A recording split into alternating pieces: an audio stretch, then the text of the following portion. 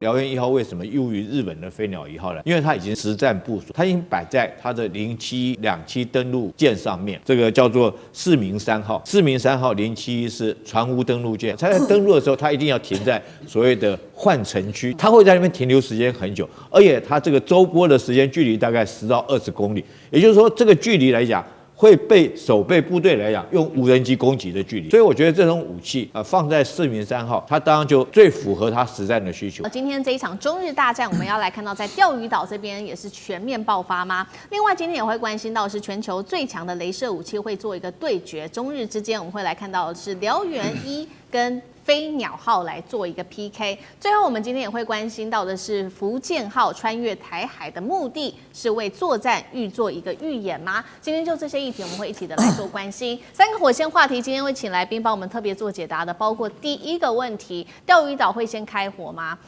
大陆的海警已经30天了，巡航钓鱼台是警告日本，还是准备接管，随时会做开火呢？第二个问题，我们会来关心到的是武器面，在雷射武器到底是谁比较强？日本它的飞鸟号对上中国大陆的辽源1，算是一场军备的竞赛吗？还是已经被全面碾压了呢？最后我们会来关心到的是福建号，它的航行方向是穿越台海，这个目的为何？是在为下一场战争预做铺路吗？今天就这些议题，我们都会一起的来做关心。赶快来看到中日关系现在逼近一场比较极度危险的红线。我们来看到的是最新的情资显示，大陆的海警连续30天了，都在钓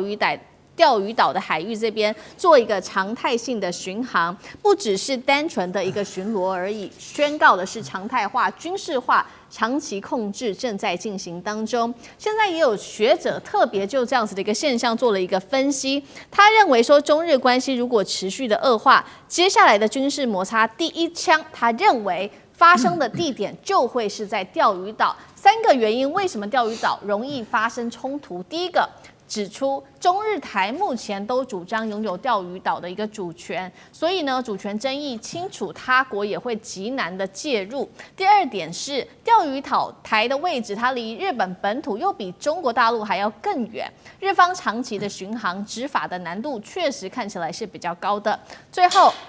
是关于美日安保了，它存在一个灰色地带，川普到现在都没有亲口承诺安保会涵盖在钓鱼岛的位置上面。不过也有学者他认为说，目前川普着重在跟大陆做交易，他不会在中国的核心利益上面跟中国大陆发生冲突，更不会为了一个所谓的礁石跟习近平交恶。所以节目一开始特别请教委员怎么看这个钓鱼岛是为何目前被视为是中日最有可能发生冲突的第一战场？中国大陆的海巡已经连续巡航30天，在这附近向日本要释放什么样的讯号？对，我想我们在先前评论这件事情的时候，我们就提过了哦，就是很显然的。北京政府从头到尾都没有打算让这件事情善了哦。也就是说，从高市当时的失言风波之后，你就会看到北京政府对内跟对外哦，几乎已经是展开全面的大内宣跟大外宣，然后炮火就直接指向高市啊，而且完全没有任何停歇的状况哦。就是我才刚从上海回来。就除了前2天这个新闻都在报黎智英被这个判有罪的新闻以外，除此之外，几乎每天的这个重点新闻一开始都先骂高市大概20分钟。所以当你看到北京政府对内哦用这么高规格的大内宣的时候哦，你就可以强烈的可以感受到，他如果希望这件事情善了，他绝对不会这样做。因为当他这样做的时候，他等于是煽动了整个中国14亿人口的民族情绪了。就是如果曾经去过这个大陆或者常去大陆的朋友哈，就可以了解说，我说过嘛，你在大陆哦，你每天晚上打开那个连续剧，它的卫视哦，大概有10几20台，全部都是抗日的，各式各样的抗日哦。然后呢，怎么对这个日本的伪政权啊，怎么在上海进行这个间谍的行为哦，几乎全部都是抗日。你再看看最近在这个中国大陆电影院演什么？他们前一段时间才演完731部队，接着演南京照相馆。就这些电影，连我进去看了，我都会掉泪了，我都实在看得不忍心，我都不敢进去看了。可是当你想到他的电影院放的是这个，他的电视台演的是那个，然后呢，整个国内的大内宣全部炮口指向日本，这就代表说，恐怕不是高市几句试图要转圜的这种退让的态度就可以解决这个问题了。你说高市有没有试图转圜？他有，但是呢，他讲的不明确，所以呢，他承认这个台湾跟这个中国的问题，日本不应该介入。这个什么台湾这个中国的一部分啊，中国是唯一的这个代表。这中华人民共和国是唯一代表中国的这个合法政府，这些是高市讲的。可是尽管高市这样讲了，北京还是不买单。所以呢，除非今天日本在这个事件上愿意全面的收回而且更正，那么当然随着这个态势持续的升高，在钓鱼台海域发生冲突有没有可能？极有可能。我上次就已经讲过了，这位学者讲的跟我讲的几乎完全雷同嘛，因为这是一个主权问题。在主权问题的情况之下，没有任何一个国家可以介入主权纷争的。就你现在看到泰缅打成这个德性，你有看过哪一个国家可以介入帮泰国或帮缅甸吗？它就是一个主权纷争啊。主权纷争在全世界每个角落都有发生，但是这种小规模的冲突，其他的国家除非你也有宣告主权是这个属于你的，否则你要介入实在是太难了。那更不要提到说，如果今天中国大陆试图要给日本一个教训，而这个教训又必须师出有名，不能够背上这个侵略或者是率先攻击这样的包袱，那么钓鱼台当然就是最好的选择。好，目前我们现在看到的是来自于中方的动作，就是在钓鱼台这边连续的30天的巡航。那日本现在面对这样子的一个态势，它一方面也持续的是在升高冲突嘛，因为它现在目前是在琉球离岛，也就是日本这个所称的冲绳部署了雷达的部队。那另外一方面，除了雷达部队之外，它还高调释出它的这一款武器，雷射武器，它是叫做飞鸟号，搭载100千瓦的一个雷射武器。那中国大陆今天我们说会做一个 PK 嘛？大陆的武器最新一代的是它的燎原1高能雷射系统，它现在目前性能是比较明朗的。我们看到这个表格目前来看到它的射程是20公里，是一个比较具体的一个数字。那日本没有公布，那它的性能还包括5秒内可以熔毁超音速的飞弹导引头，所以我们特别请将军来带我们看日本把它的雷达跟雷射部队放在冲绳离岛，会对解放军造成什么样子的压力吗？另外2款的武器飞鸟号跟燎原1的差距，谁还是这个海上海战规则的最强王者？将军怎么看？我们先不要讲说对空射击，我们讲水平射击好了。我想华干当过兵，一定有这个印象。我们都教兵，你归零175公尺，归零完以后，如果目标出现在300公尺，你要瞄准的是敌人的头部来做射击。为什么瞄准头部呢？因为你打出以后，那个子弹是受地心引力影响，它是一个抛物线，到达175是在交汇点，那过了175之后，它就往下面掉。那你想想看，对空射击那更难了。以前我曾经打过，我带部队曾经对空射击过。你不要讲说打飞机了，光打一个气球，我们一个全连打了半天，打了这个数千发子弹，那气球都没打破。为什么？因为子弹飞出去，它是一个抛物线的。那如果气球在动的话，你还要算它前置量。你说无人机来讲的话，正面飞行、侧面飞行、45度的飞行，那个算的前置量都很难哈。那子弹飞行它有一个它那个初速跟它的这种距离有关嘛。你如果越远，它子弹飞的时间更久，所以你要算它前置量。那现在好了，如果说是这个不管是舰艇或对各种无人机的武器射击来讲的话，如果用传统的弹药哈，你必须要很精准的算好它的前置高度，还有抛物线，你都要整个考虑在里面。所以通常都用雷达、用电脑来计算这个枪口要瞄准目标什么地方。那如果说是用雷射的话，这个问题就可以解决，因为雷射它是属于直线的，它不会有抛物线的问题。那它直线来讲的话，它速度又跟这个光速一样快，所以你可以说瞄到哪里，它就打到哪里。我们以一个舰艇来讲，一个舰艇最后一道防护，我们都知道，在美军体系来讲，我们叫方阵快炮哈，这个防护的距离大概3到5公里，那它也是用雷达扫描之后，一阵这个速度很快的打出一个弹幕出去，让你的飞弹来撞到这个弹幕上面。那这个解放军他们用的是1130快炮哈，但是这些毕竟是弹药，那你的距离射程有限，因为你子弹的射程受限于这个，所以现在来讲最好的方式就是用激光武器。第一个，它是用光，它是走直线，而且速度又很快。可以很快的。那解放军在这方面来讲，它已经有很长足的进步，而且已经用在实战方面了。我们不要讲这是燎原1号，我们讲之前他卖给中东沙特的叫做激进狩猎者，就是一种激光武器。因为沙特那边经常受到这个也门组织，他们用无人机骚扰他的油田，所以他为了打这个无人机，最好的方式就是用激进狩猎者激光武器来打。但激光武器激进狩猎者在那个时候，因为受到沙漠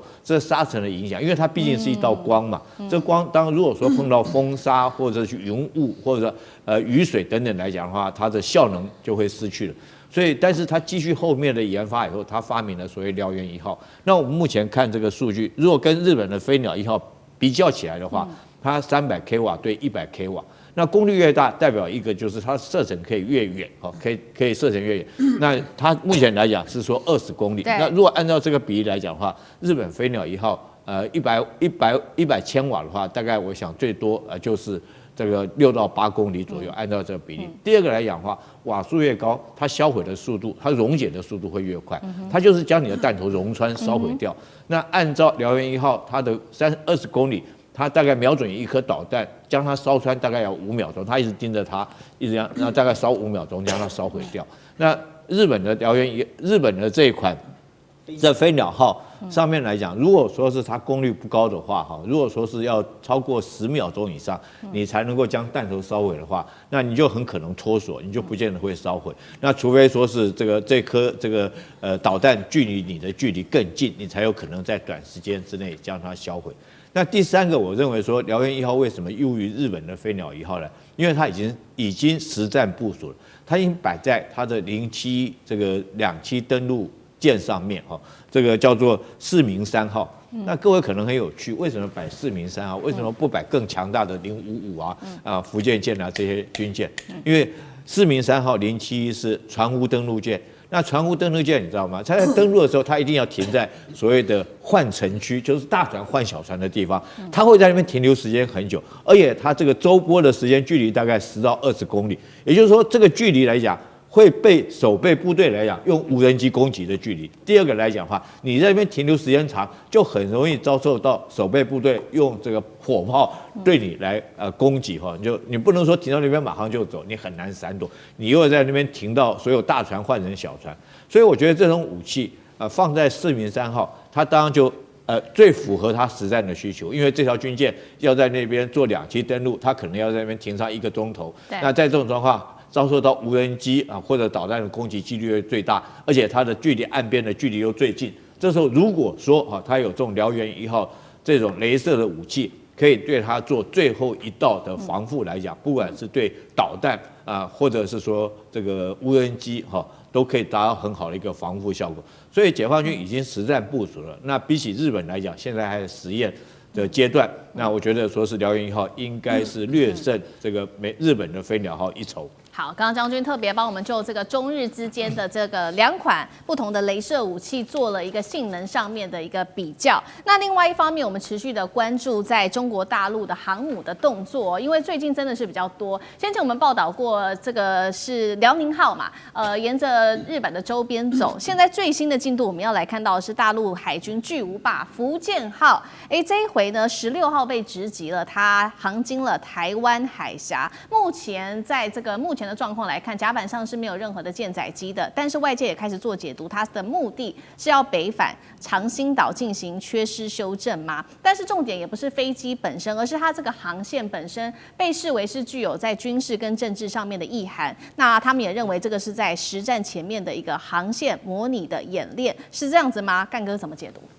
国防部长我们中华民国国防部长顾立雄说，他这次回去没有带舰载机，代表是什么？代表他回到长兴岛的造船厂进行缺失改正。这种话不是一个没有，就说没有，他根本没有接触过军旅生活的人讲得出来，那是幕僚告诉他的。他知道什么叫缺失修正。如果我们没有记错的话，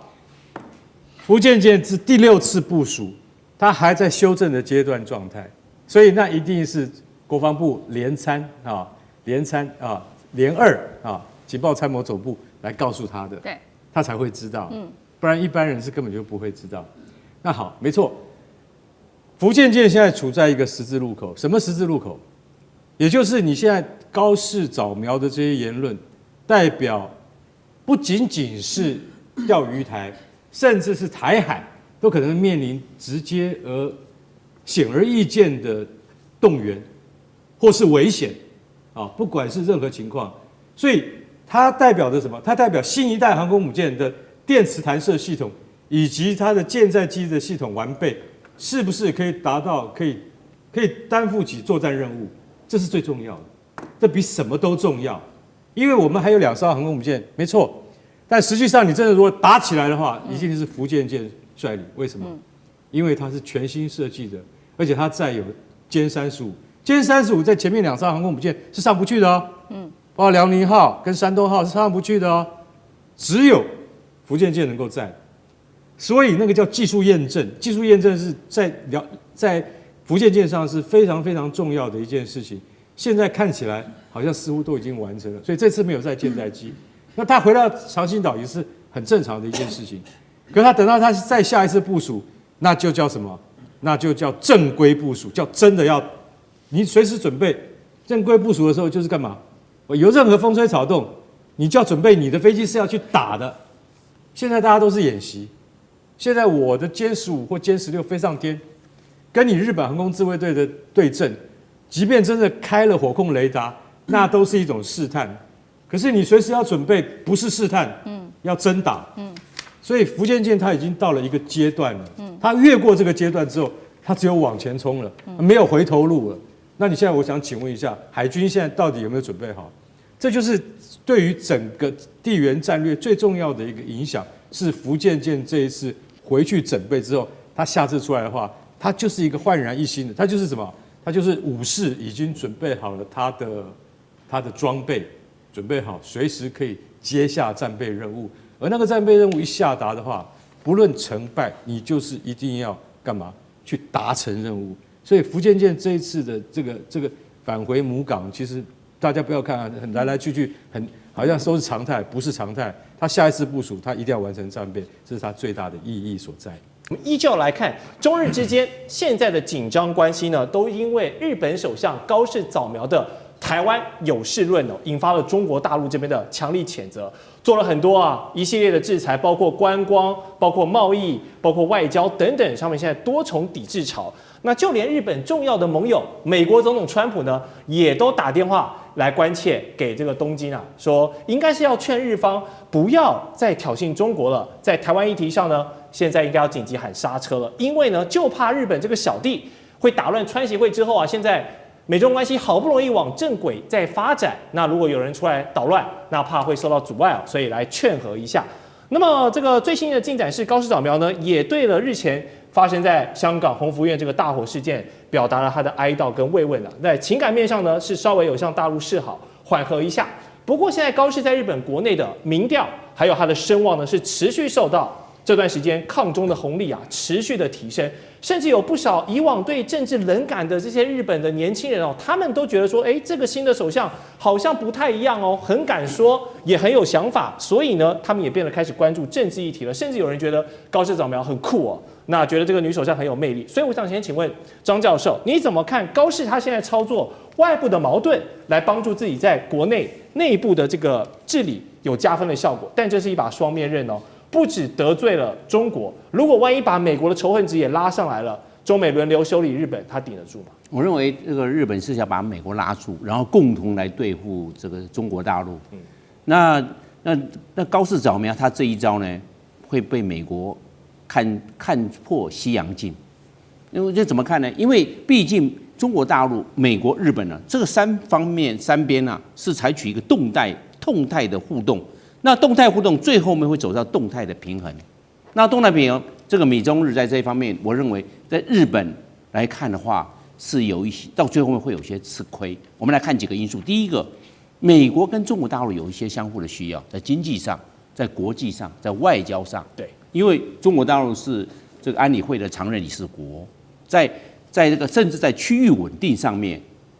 中国大陆也扮了一个关键的角色。换句话说，美国在这一方面会对中国大陆这一方面，尤其我们讲到的最近讲到那个大豆要卖到中国大陆，已经年底到了，也需要中国大陆广大的农产品市场。那这样的话，美国就会对日本相对的约束，这个一定要这样的。如果美国不约束日本，那中国大陆对美国的这些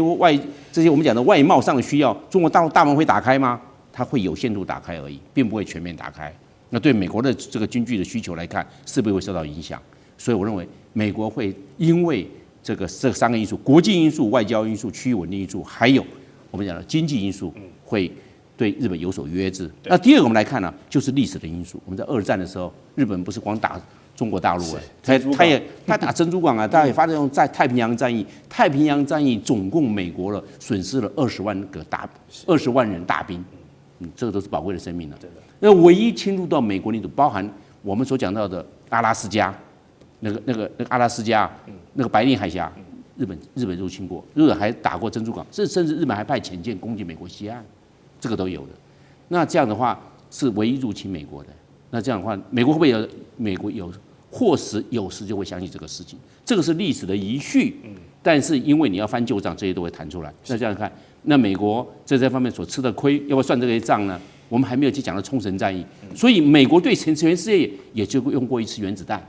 就是日本。就是日本，这是什么？这就是历史的因素。对，川普他当然会想起来嘛，这是历史的因素。那第三个，我们来看呢，这个地缘战略来考量。地缘战略考量，我们知道日本在这一方面呢，一直川普有讲啊，有些盟国他比我的朋友还占的便宜还多嘞。日本一直在对美国贸易，我们叫粗糙，一直赚美国的顺差，就讲的就是这个嘛。你赚我的钱，还要靠美国去保护日本，为什么？美国在日本驻军54000人，他就想着我在保护你，你还赚我的钱，你都拿了好处，所以为什么要对日本？我们讲到了要5000亿美元的由日本到美国投资，就这个嘛，因为你赚我太多钱了嘛。另外一个也希望日本提高国防预算，多买美国的武器装备。为什么？你不要来我保护你啊，你要多买我的武器，然后去保护你自己啊，不要老是靠我啊，是这个意思。第三个，美国驻在日本的相关的这些基地的维管跟行管费，日本来出。而且每一年都要叠加上去。是，你不能说，这些我是住在这边，你通通给我维护的好好的，我是来帮助你的，不是你来帮助我，是你来你这些你都要来负责。所以我们来看，日本在这方面，它会因为美国越来越走向现实主义，而会把这些的清单把它摊出来看。我认为日本会受到川普总统这方面的约束，然后美国总统川普会跟中国大陆取得某一程度的默契，来换取经贸上的平衡跟利益。是，好，这个就看之后三方怎么来继续这样子博弈跟协调。但是现在高市的种种行为呢，在日本国会方面看起来还是占优的。因为根据日媒共同社的报道，日本众议院的小党改革会呢，他们现在有3名国会议员也许是认同高市内阁这阵子的政治操作，他们要倒戈了，要加入到自民党跟日本维新社这个执政联盟派系。那么如此一来，就会让现在最大的派系在众议院的势力从230席增加到233席，可以说是突破了总席次465席的过半门槛喽，让这个执政党首次呢在石破茂政权时代后又重新掌握了众院的过半席次。那未来呢，他们就可以不甩在野党了，可以直接单独投票通过。那这无疑是加强巩固了高市内阁的这个意志的延伸嘛。所以杠上中国就有政治奖励这已经是否反映了现在日本政坛当前的一个投机路线，甚至是说日本民间现在的主流风向也是这样子。杨老师对日本很熟悉，你怎么看？直接画个等号，我觉得倒还言之过早。因为这3位改革会的成员本来就是维新会里面，然后呢脱离开来，自己成为一个党团。那现在加入到由自民党跟维新会共同组的执政联盟，所以变成3个这个党团政党跟党团。那没有错，总数在众议院里面是超过过半，因为加起来233，总数是265嘛，465。可是，在参议院呢？参议院现在这个改革会是没有成员了，因为他们只有3位在众议院里面。参议院总共是248席，自民党加上维新会，现在只有119席，还差6席。所以并不是2院都过半。但是不管怎么样，这个会对在众议院里面的法案预算会是一个大的帮助。那至少你不需要在2个院都再去做协商，然后去做折冲。可是这个会引起另外一番考虑，就是这是不是对于高市这一阵子操作台湾有事的议题，以及中日关系紧张情况之下，好像日本的右派民意的集结在支持他，表面上真的是有这样情况，但是日本右派的民意，我觉得现在真的是冲到了顶端，把高市的民调也冲到了超过70%以上哈。那我个人觉得，从这种民调看起来是如此，但是未来高市会不会如日本小报所预测的，比如说解散国会，那可能就会太碰风了啊。同时，另外一个观察的就是，你民调的支持度跟你对外政策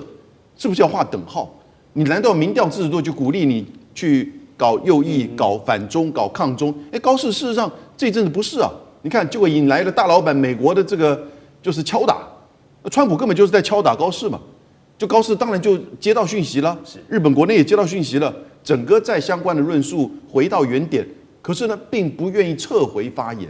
那其实我觉得川普根本是为德不足，川普应该一开始就说啊，你撤回发言就好了嘛。结果呢，讲的比较委婉，高市就以为说我稍微退回原点，那他是退回原点，然后呢，反对党的立宪民主党的党首野田佳彦说，这个可以算是事实撤回了。北京不接受的，你没有撤回，那可是又另外犯个错误，又讲到了旧金山合约，不，你旧金山合约跟台北讲 OK 了，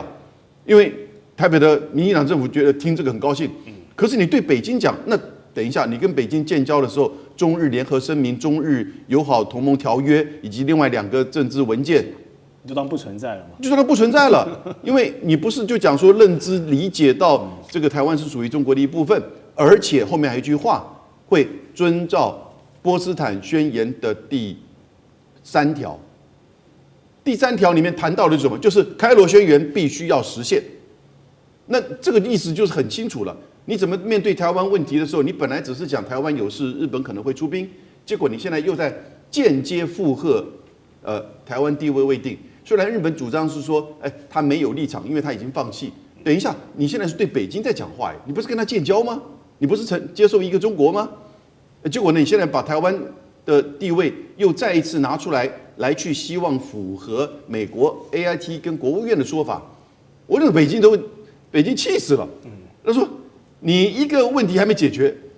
你就冒出另外一个问题，所以我觉得现在北京一定还会再出招，然后呢，这个僵局会持续。但这个出招会不会太大太重，我们不确定，因为北京大概也要给川普一点面子。没错，川普毕竟还是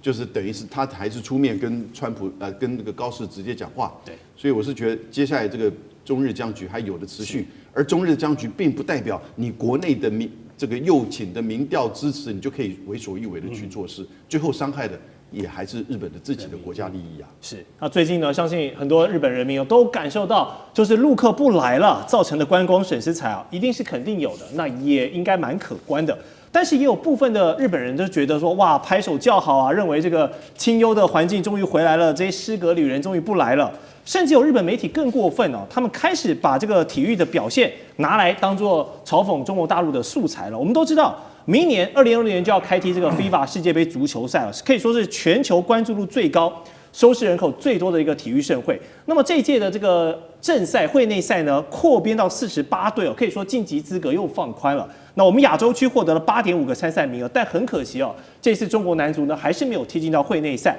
那日本男足这边呢，还是维持他们一贯这个亚洲最高的水准，他们现在的世界排名是第18名了。所以呢，就有一些好事者就开始嘲笑了，借题发挥了，说哇，我们足球踢你们啊，你们这么多人还踢不进世界杯，笑死人之类等等的。但是我是觉得这样讲不厚道了。好，足球方面确实是日本比较厉害，但是其他体育项目呢，奥运奖牌呢，对不对？这些东西中国哪有在输日本的？所以被一些激进的少部分人拿出来操作，会不会觉得说，将军觉得现在日本有一些人真的有点小人得志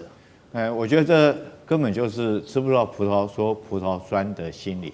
我们先讲观光，在第一时间来讲的话，我们就已经得到的数据是已经有50万的这种中国观光客这个退票了，不到日本去旅游。那如果说每一个观光客到日本是消费1万这个人民币的话，那如果说这样算起来的话，日本就损失了这种5亿人民币的这种这个收入了那光这笔钱来讲，那他们评估过，在日本来讲，它 GDP 会下降0.29%。那虽然看起来初步看起来不高，可是我特别要强调，这只是开始。所以这些极右派的分子在那边讲说，哎，你们不来，我们这边很清幽。你们现在可以讲这种话，这些极右分子讲这种话，可是你有没有替那些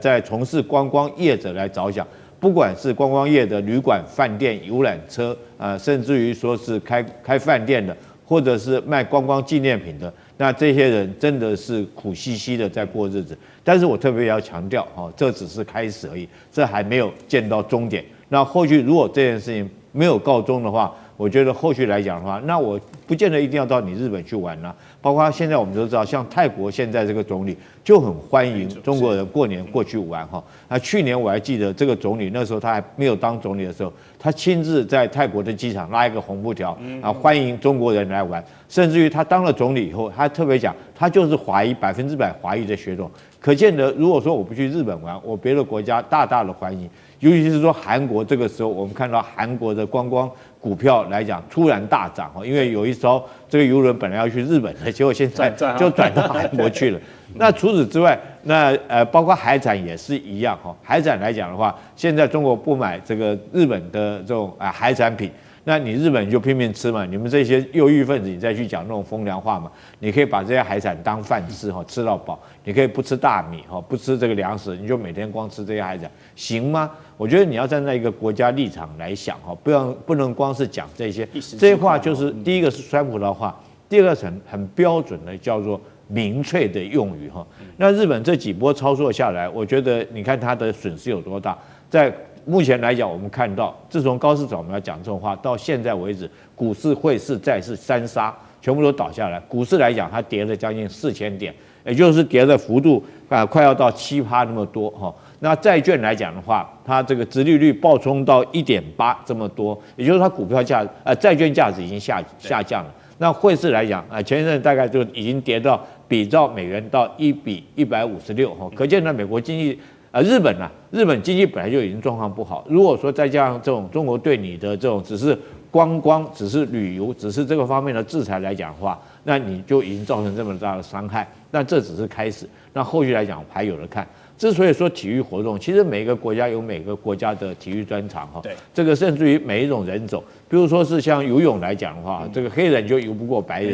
对不对？哈。像中国也有他专长，比如说是奥运的金牌，像全红婵，他那种身材就适合跳水。厉害。这个那日本来讲的话，由于你们发展比较早，你们这个足球踢得比较好，我们也承认。可是中国他没有因此而自卑。中国我经常看到网络上面很多人中国在这个调侃自己的足球哈，经常有看到这种言论出现。那他也不会说是好像我足球踢不好，足球踢不好不是重点。那其他的体育项目来讲，不管是我们看到这个在田径场上面的跑步哈，这个甚至于跑过白种人，甚至于游泳也游过白种人哈。那甚至于这个更不要讲说跳水啦、羽毛球啦、乒乓球等等各类。所以我觉得你日本这些极右派的，纯粹就是一些民粹的说辞，事实上对你的国家、对国力有什么帮助呢？我看到日本，如果说你整体来讲的话，你经济只有继续的衰败。你目前来讲的话，你如果说高市早苗，你学你的师父安倍，你继续举债来讲的话，那日本人就继续过得不好嘛。那你就算会踢足球又怎么样？踢足球不能当饭吃啊！中日的这一场争议钓鱼岛现在是战云密布了。中国大陆的海警机炮舰驱逐日船，等一下我们会持续的来关心，包括美国智库也开始做了一场新的兵推，等一下都会一起的来做关心。今天3个火线话题，我们会请来宾来帮我们特别做解答。第一个，我们来看到是北京对日现在是实施最后的军事通牒了吗？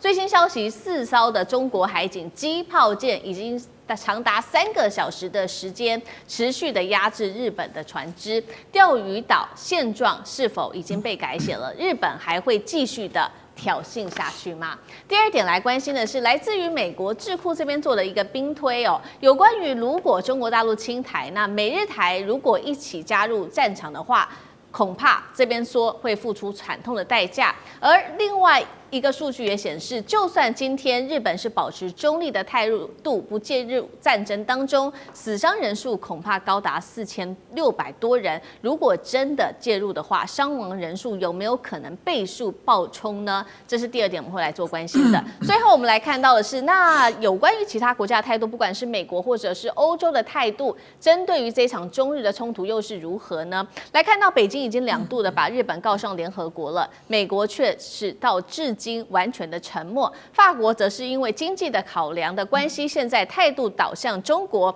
日本现在一头热，自己往前冲，高市会不会自己害了日本呢？今天就这些议题，我们会一起的来做解读。赶快来看到中日的这场对撞已经升级到武力冲突了吗？特别我们今天要关注到的是在钓鱼岛的海域这边火光四射啊！来看到的是最新消息，日本的瑞宝丸的号船这一艘船已经非法进入中国钓鱼岛的领海之后，中国这一次是完全不客气了，直接来做反制。2个动作，先来看到出动了4艘的海警船，还有全部呢都是搭载的这种重型的机炮，并且依法驱离，强势执法。刚刚提到了3个小时持续的压制日船，中国海警的发言人也最新特别提到了，他说钓鱼岛跟附近的岛屿是中国的固有领土，日方你必须要立即停止一切任何侵权挑衅的行为。反观日方的方面，只能现在是求于这些外媒来特别做报道，说中国大陆侵犯了领海。但是我们来看到实际的数据，中国海警今年已经29次了，持续的进入钓鱼岛的海域之内，而且是连续18天都是存在的。国际是这样做解读的，中国这一次对于日本已经不再只是一个示警了，是一种宣示一个新的状态。钓鱼岛，换句话说，中国认为是自己说了算，要日本别再做梦了。节目一开始特别来请教委员怎么看了？4艘中国的海警船机炮全部都架好了，现在是准备要武力来实收钓鱼岛的意思吗？未来中日海上摩擦会不会看起来往越来越频繁的方向来做发展？委员怎么看？对，我想钓鱼岛事件的发展到现在你只能说是日本政府活该就原本他说台湾有事就是日本有事，现在台湾还没事了，日本就先有事了。那么这关键就在于高市早苗自己的失言风波，那么他迟迟到现在不愿意收回他当时错误的言论。可是对北京政府来说，很显然他们不会善了了啦。那么我曾经提过说，前一段时间我在这个上海，我看到了中国大陆几乎所有电视台每天晚上的这个夜间新闻的报道，先骂高市早苗20分钟，然后接着才报其他的新闻了。你要知道，当所有他的文宣机器都展开的时候，代表14亿的人只要打开电视看到的都是同样的内容。那你更不要讲在过去这几年我想大概过去10年、15年吧，你到中国大陆去你打开每一台的那个晚上的卫视的这些这个陆剧大概有80%都在讲抗日，就是怎么样抗日，怎么在上海对付这个伪政权，怎么样对付日本的间谍，他讲的都是这个内容所以其实中国大陆的人民对日本的这种国仇家恨是从来没有忘掉的。那再加上这一次这个北京政府又敲锣打鼓的这个拉高分贝、提高知识，在国内做这么大广泛的这个宣传那当然你就激起了很强烈的民族主义啊。那么在这个情况之下，如果今天这个高市早苗的失言风波没有讲个清楚、说个明白分辨个是非的话，其实坦白讲，你北京政府怎么对内交代呢？所以你反过来说，当他敢对内采取这么大动作的来做文宣、来做诉求的时候，其实他就已经打算这件事情一定要给日本一次痛击，一定要叫日本想办法把这句话吞回来。那为什么呢？其实最主要的原因是因为骨牌效应嘛，就在这些年来，你看到西方国家、美国的这些盟友不断的在玩擦边球，不断的在做一些这个当时的什么2758号决议文的解释台湾地位未定论，每一个国家都在干这件事情。你看到美国这些盟友都在玩这个把戏所以其实坦白讲，对北京来说，他就是挑一个最欠揍的打一顿就对了。你说要去修理德国、修理法国，可能有点累又有点远，打日本刚刚好就在隔壁然后呢，这个打起来也是游刃有余所以对北京来说，我觉得如果今天高市早苗不撤回他的错误发言的话，必然在这件事情上，北京是不会收手也不会善了的。那既然是如此，他要做什么呢？这就是北京政府厉害的地方了。他为什么要钓鱼台？因为钓鱼台本来就有主权争议，就中日之间的钓鱼台争议，没有任何一个国家可以介入，除了台湾。就钓鱼台本来就是这个中日台三方在争，但你说台湾跟中国好歹在一个中国的架构下都是属于中国，所以你说这3组里头有2组是中国，所以对中国大陆对北京政府来讲，他现在去跟日本来谈一谈钓鱼台这件事情，他绝对在国际法上站得住脚。其他的国家想要介入也没有任何理由，没有任何的理由，因为这种主权之间的纷争，日本的北方三岛跟俄罗斯当时也有纷争啊，跟苏联都有所以这些这个相关的这些岛屿上的主权争议，其实在国际上，就算其他的国家想要介入，恐怕也很难。所以对北京政府来说，我认为在钓鱼台的主权这次的冲突上，他已经对日本做了极限施压了。这个极限施压就是说，你不收回这个言论，我就一步一步的进逼。你有种你就来打我，那我们到时候就看谁在这场冲突里头谁会吃大亏。那么他已经吃定了一个没有在美国背后帮他撑腰的日本，根本就是一颗麻糬啊，就是一颗软柿子。所以日本长期以来的狐假虎威，不就是因为仗着背后的老大哥吗？可是北京政府在这个时刻已经跟川普打过招呼了，所以你会看到美国在这一次的这个发言其实是很谨慎的，而且很低调的。对，那么甚至川普在第一时间打给高市早苗，我也不认为他不会提这件事情。那你就要看高市早苗愿不愿意在这件事情上退让了嘛。所以我觉得对高市早苗来讲，他当然极有可能是利用美国。大家外表看起来说他是为了配合美国演这出戏嘛，可是我现在看起来他极有可能是为了利用美国，因为呢他想要修宪，他想要放弃这个无核3原则，可是他必须要找个借口，所以他要借这件事情来完成他所谓的这个日本极右翼的使命哦。可是当美国老大哥不买单哦，美国老大哥没打算自己涉入这趟浑水当中的时候，那你就要看日本政府自己怎么收摊了。好，所以我们看到在日本这种大动作持续之下，北京现在等于是说可以看得出来是下了最后的冲跌。如果真的北京最后不忍了，不幸的发生了军事冲突，我们也来看到，其实呢，美国智库也做了相关的兵推，这个是来自于 CSIS 的兵推，在2023年跟今年分别有2份的兵推结果。我们先来看第一份兵推是在2023年写下的。他说，24次的模拟当中呢，美日台会有高达22次，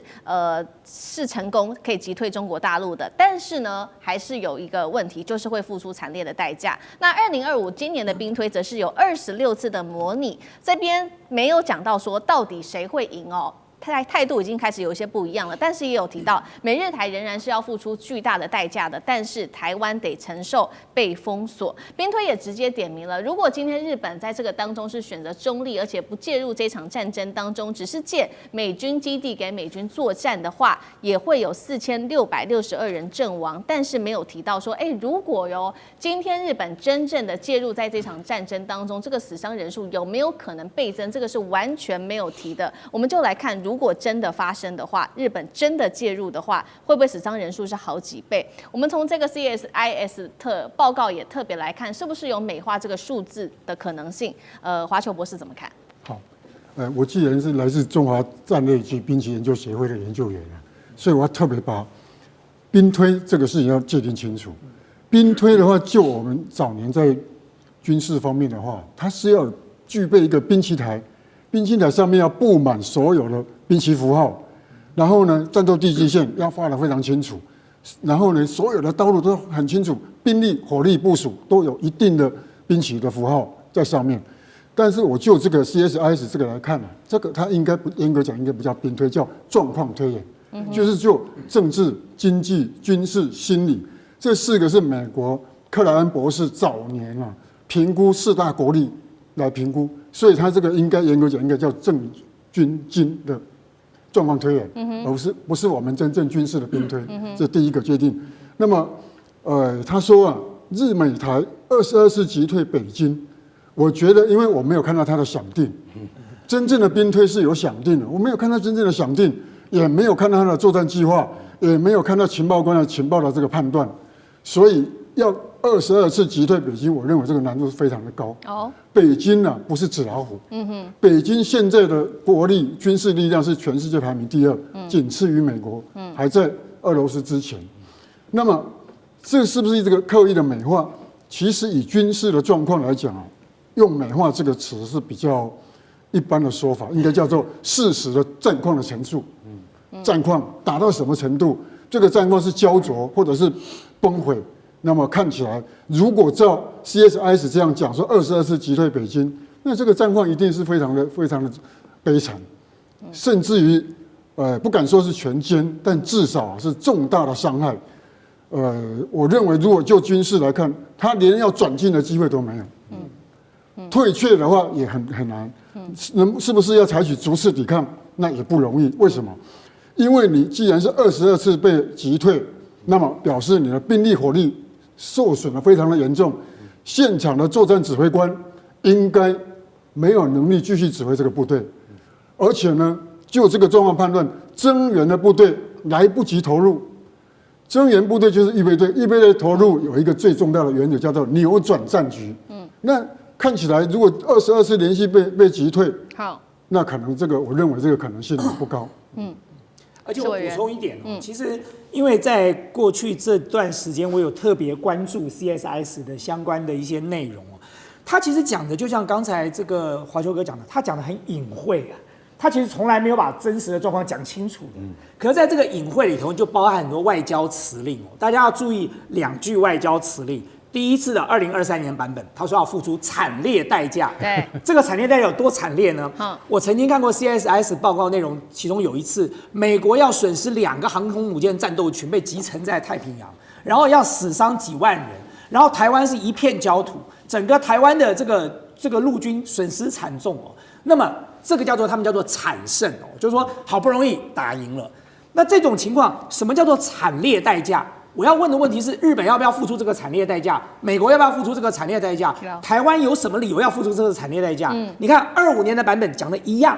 ，26次他说要付出高昂代价，那这代价到底是什么好歹讲一下。你说台湾是一片焦土，然后我们赢了，那我们算赢吗？就台湾的一片焦土，然后我们把共军打退了，然后美国损失了一大堆航空母舰战斗群，日本被炸了几个岛，然后损失了阵亡了一堆人，有这个必要吗？这才是关键问题吧。所以我觉得 CSIS 讲的那个兵推的结果，就像刚才华球哥讲的，它根本就是属于一个状况推演。可是在推演的过程当中，他又不愿意讲实话，因为讲了实话呢，可能自己打了自己的脸，所以他就用这种什么惨烈代价啦、高昂代价来一笔带过了。这种东西的结果是什么？我先不要讲美国跟日本要死多少人，这个东西的结果就是我们家的孩子、我们的子弟可能都要在战场上阵亡啊。好，一方面是来自于刚刚委员特别帮我们看到，来自于美国智库的兵推这个如果真的打起来，死伤一定会很惨重。那另外一方面，所以我们现在来看看美国的态度，实际上的态度到底是什么？最新来看到，北京其实已经连续的2次了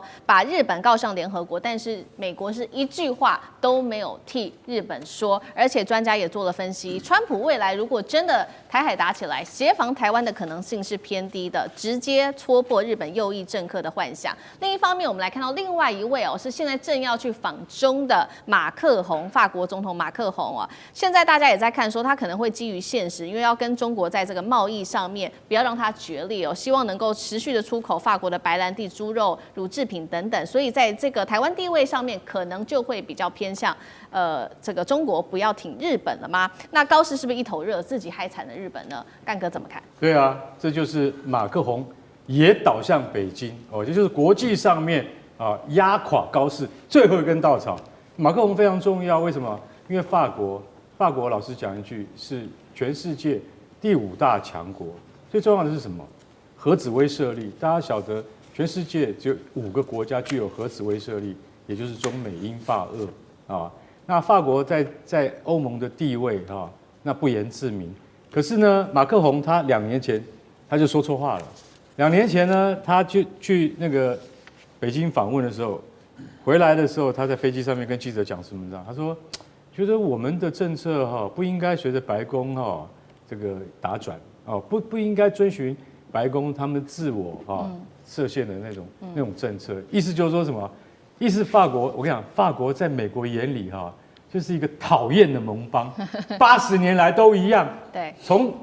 2次大战打完的时候，戴高乐就不愿意跟美国走在一起。他认为美国的利益是美国的利益，我们法国有我们自己法国利益啊，对不对？所以为什么干嘛跟人家走在一起呢？所以当时我跟你讲，法国的戴高乐就是美国外交政策上面讲不出来的。然后呢，不加入北约啊，你们都加入北约，我就不加入，干嘛？我有自己的核子能力啊，我干嘛要加入？所以其实法国是一个，美国真的很头痛了。我要到了川普执政他都会觉得说这个盟邦很头痛。虽然说他在乌克兰问题上面是支持我的，可是呢，他在对于中国的问题上面就不是这样，对不对？那马克宏坦白讲一句，纯粹的，他2023年他两手策略，一方面说我们跟美国不是同路，一方面他又要对中国的电动车征收那个关税。结果你知道那个时候最害怕的是什么？就是乳制品就是酪农，还有谁？还有那个酪农跟那个就是养猪的养猪协会，法国的养猪协会，光是猪肉干跟那个酪农的奶制品，我跟你讲，他们就吓死了。为什么？因为中国马上技术反制啊，这两个东西是不用进口了，不用进口的话，差点让人家给哭了。所以我跟你讲，在那个时候，他两手策略就是说，我要征收中国进口电动车的关税，那没关系，北京马上就回应了。所以在这种情况下，这次马克宏到北京去做国事访问，乖很多，而且他会记住，不要再重蹈以前的覆辙，不要再讲台湾问题。台湾问题不是你能讲的。我讲一句难听一点，法国的国力其实在1954年的法越法国跟越南之间的奠边府之役，活活打败之后，法国从此退出东南亚。东南亚没有你讲话的份儿。为什么？因为你根本你的国力从几十年前到现在，你也没有能力去过问东亚的事情。英国都已经退却了，那法国你还能够讲什么？所以马克宏他现在你会展现出说，你看看他到时候他跟习近平如果没有联合公报的话，记者也会试探说对于高市早苗这件事情的看法，马克宏一定会非常巧妙去避开这种问题。因为他不可能站在川普的那个立场，他也不会帮日本背书。为什么？因为他觉得他要保护自己的利益才是最重要的。所以我认为高市早苗等到马克宏跟那个习近平他们的会谈结束返国之后，你就要知道说，各大国家你的主要的西欧盟邦都没有支持你的状况之下，高市早苗你是不是要再发一份比较正式的声明，向中国人民道歉？今天在中美之间的这一场金融贸易战，我们要来持续关心的是这一回呢，大陆国家的，我们来看到是习近平，他说呢要来当的是全球的黄金保管人。尤其现在呢，川习会快要进行前，现在丢出了一个叫做金融核弹。我们今天要来看看各国会不会把他们的央行金条往北京这边去送呢？美元霸权有没有可能在这个时候做松动？今天都会一起的来做关心。赶快来看到的是上海这一回呢，打算透过在上海金交易所在香港这边设立一个叫做国际版的指定仓库，传出呢现在已经跟多国谈好了，那么各国有机会把他们的黄金储备转来放在香港展开国际的黄金交易。所以呢，不只是像过去放在这个纽约或者放在英国，这一次有没有可能就放给中国大陆来这边做储备呢？另外我们来关心的是，如果真的成真的话，也代表说过去在美元的这个霸权里面主导的国际金融秩序会开出一个人民币金本位的新战场。我们来看看专家怎么评论这样子的一个动作。首先是来自于渣打的首席经济学家，他说现在各国正在打算要分散他们的外汇储备，也就是说不是只是单压在美国这个地方了，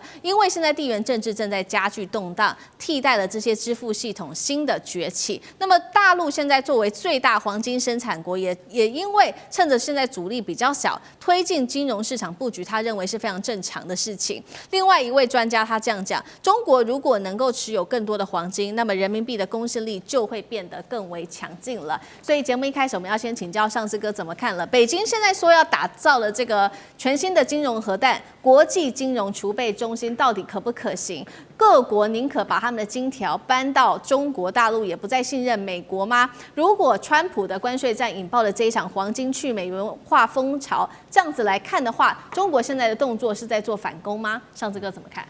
现在都知道，全世界的金价之所以频频上涨，其中一个非常重要的原因是全世界所有的中央银行，包括中国大陆，全世界中央银行，包括日本，所有这些国家都在买黄金哦。那买黄金的很大的原因，其实当然很多，除了包括过去是油价波动，但是现在油价影响降低了，主要还是因为美元大家后市看弱，而且包括现在包括美国的 FED 可能接下来又要准备降息，又要把很多的美金继续再加印起来，美金这个波动跟不值钱，大家要有黄金。我们现在看到是眼前的这个从投资黄金的态势，但是我们现在来看整个中国大陆的国家战略，为什么现在看起来会把黄金？中国大陆会帮国际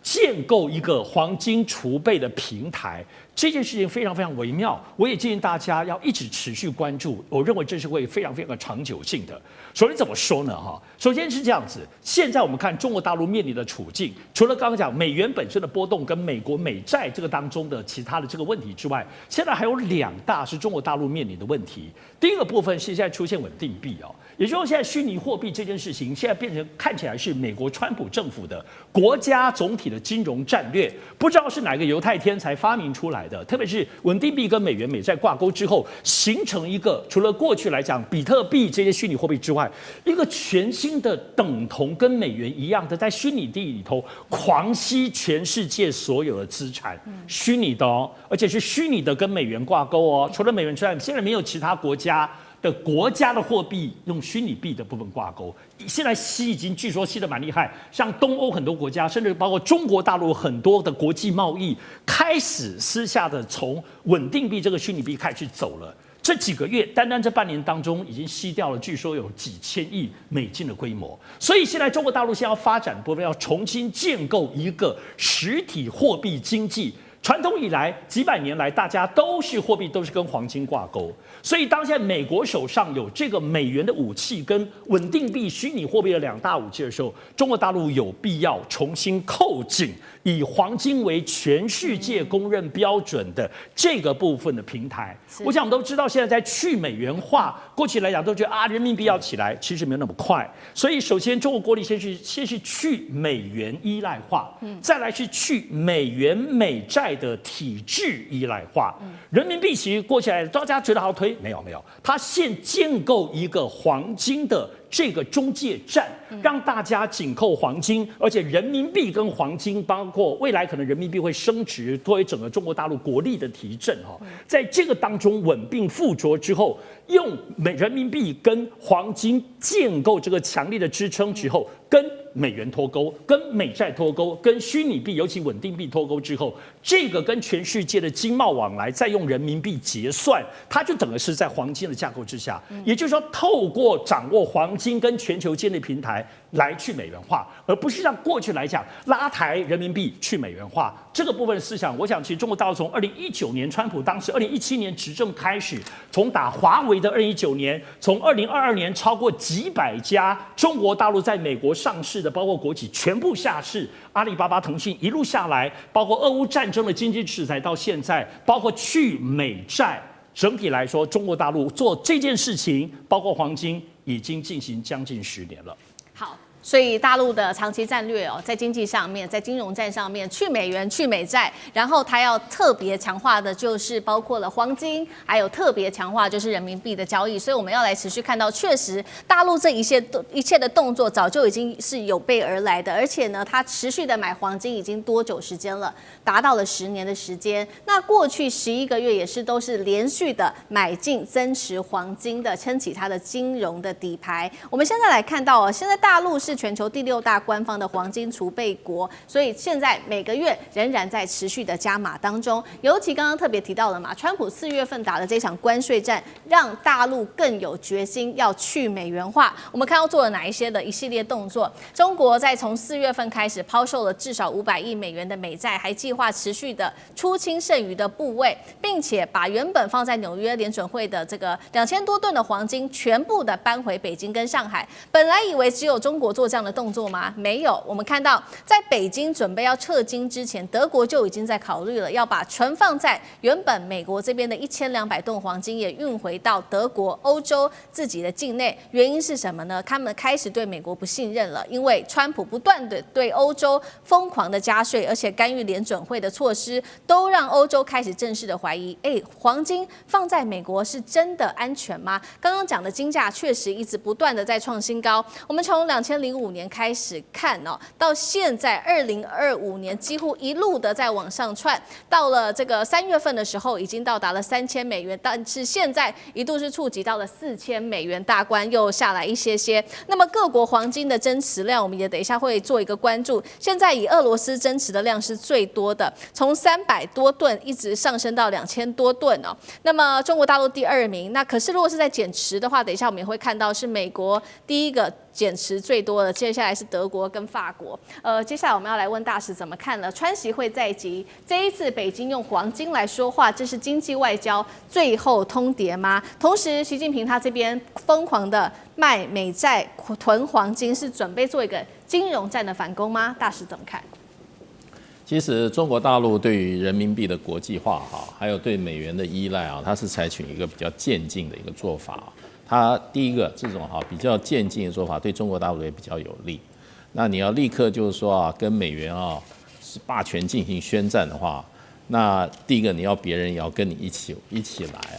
那另外一方面，你可能未蒙其利先受其害。那因为这个一个货币，它建构最主要是什么？一种信任跟信心，而且它在实体上交易的时候的它作为一个交易工具的时候，它的流动性是如何？美元是完全流动性人民币没有100%的流动性人家为什么持有美元？美元你要买要卖快得很，对，你大量的美元，你在任何地方买卖你都是很方便的，这叫流动性。货币有一个很重要的一个特性你要成为大家愿意使用的一个工具的话，那流动性要很强。那可是问题就很多大国的话，他也不愿意让他自己货币被别人掌握太多，来炒卖他的货币，造成他的经济的这个怎么样波荡啦。那所以现在你说人民币要完全跟美元产生一个怎么针锋相对互相抢夺国际主要这个流通货币的这个地位的话，人民币目前还不具备这个过程。而且中国大陆作为全世界最大的一个这个贸易国制造国它需要大量的美元作为支付的工具你现在你说我付人民币给你，人家还不见得接受。对，本币交易是中国大陆在提升人民币的国际信用，跟它要消减美元的国际地位的中间一个方式而已。本币交易，另外一个就是所谓数位人民币。数位人民币的话，也是可以不要透过美元，然后让这个国际贸易可以，中国大陆国际贸易可以顺利的进行。要不然的话，你不够美元的话，你的国际贸易你没有美元来支付的话，事实上很多贸易会很困难的。第三个现在就是什么？储备黄金，加强储备黄金。某种程度上来，我也听过一种说法，其实人民币为什么要放在很多手上中国大陆抓了很多美元？其实美元也代表一种什么？一种锚定的功能。人家信任你这个经济，信任你这个货币，是因为你手上有很多美元。那美元今天这个地位不是说一朝一夕造成，它很长时间造成。对，你要撼动它不是那么容易。所以我觉得中国大陆现在是多管齐下了。所以增加黄金储备的话，也是一个方式。第一个分散风险，第二个你多储备黄金的话，对于人民币的国际信用也会增强。所以我认为这个都是一个渐进的过程。中国大陆并没有说要跟美元进行立刻摊派式的这种斗争，并没有这个情况。好，在这样子人民币增强态势、国际的地位之下，美元霸权会不会间接的转弱呢？等一下，请干哥来带我们看。那我们也先来看一下现在的金价因为各国央行现在疯狂买金之下，美元信任被掏空。我们看到近10年金价可以说是翻了3倍，疫情期间冲破2000美元，刚刚讲了嘛，在3月冲破了3000美元，到现在近4000美元左右。那央行的部分，全球的黄金需求中，央行买盘占比高达1/5，是远超过2010年那个时候的1成的。干哥怎么看？好，现在美国跟日本比较具有规模的投资人的话，他们现在都在做贬值交易。什么叫贬值交易？就是我不买法定货币了啦，像比如说美元呐、英镑啊，我不买这个。我虽然不买，我抛掉一定是贬值嘛，对不对？没关系，我不要了，我干嘛？我就去买黄金跟所谓的比特币啊。那这是一种过程，但是他们看好，为什么？金价已经到了每英两$4000了，还会不会再上去？刚才上次已经讲了，这可能还会再上去，再上去就不得了了。那这是不是一个长期性的现象？那国际其实金价市场它其实受到政治因素的波动其实是很大的，但是连10年来它都可以涨，那你就可以从2020年那个疫情开始，从2000到现在变4000，不太久才5年的时间它就翻了1倍了。那10年来它总共是翻3倍，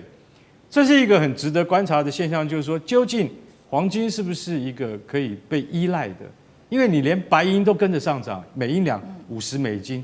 啊，白银从来没有那么高过啊，对不对？因为白银的供应从来不是问题。可是现在大家就看到说，现在各联邦，就是说各国的中央银行，他们都是以黄金作为主要的那个准备来源，